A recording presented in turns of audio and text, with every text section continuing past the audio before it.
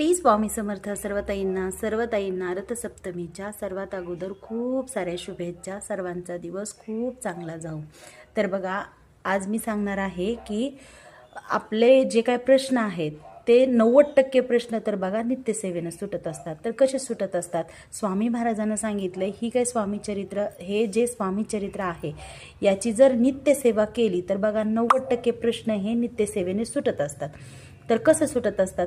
जे आपण गेलेला काळ आहे, जो भूतकाळ म्हणतो, जो गेलेला काळ आहे त्यामध्ये जे काय आपले चुका झालेल्या असतात, जे आपले कर्म चुकीचे झालेले असतात, त्या कर्माचे भोग आपल्याला संपण्यासाठी आपल्याला एक अध्याय वाचायचा.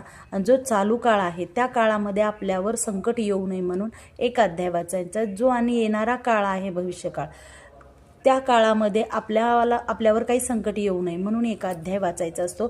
तर दररोज 11 माळी जप आणि 3 अध्याय जर वाचले तर बघा आपले 90% प्रश्न हे याच सेवेने सुटत असतात. बाकीची स्वामी महाराजांची काही सेवा करायची सुद्धा गरज लागणार नाही. कारण असं म्हणणार नाही की तुम्हाला बाकीची सेवा करणं लागणार नाही. सेवा करायची, पण नित्यसेवा कधीच चुकवायची नाही.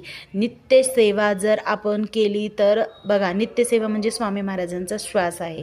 आपल्याला दररोज आपण जसं जेवण करतो तसं आपल्याला नित्यसेवा करायचं आहे. नित्यसेवा केलेल्याचं फळ हे मिळतच असतं. आणि हे नित्यसेवेचं फळ आहे ना, हे फळ म्हणजे 90% प्रश्न सुटतात बघा.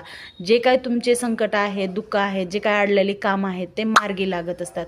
म्हणून आपल्याला दररोज नित्यसेवा करायची आहे. 11 माळी जप आणि 3 अध्याय कधीही चुकवायचं नाही.